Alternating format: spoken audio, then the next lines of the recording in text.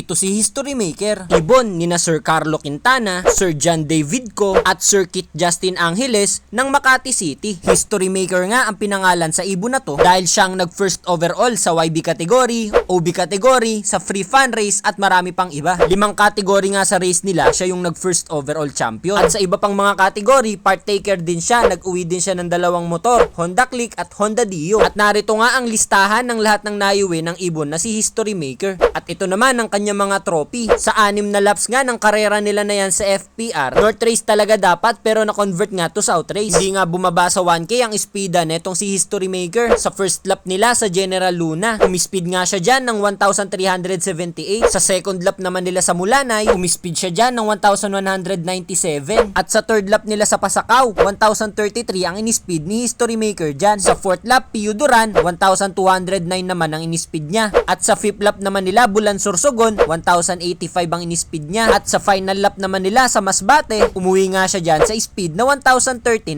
At dahil nga dyan, siya ang itinanghal na first overall sa 5 magkakaibang kategory. Nasa 6,500 plus na ibon pala ang kasabay niyang nilipad dyan. Imagine, sa 6,500 birds, ikaw yung nanguna sa halos lahat ng kategorya. At yan nga, ang istorya ng ibon na si History Maker. Ang ibon na nag first overall sa 5 kategorya ng karera nila, tapos nag-uwi pa ng 2 motor.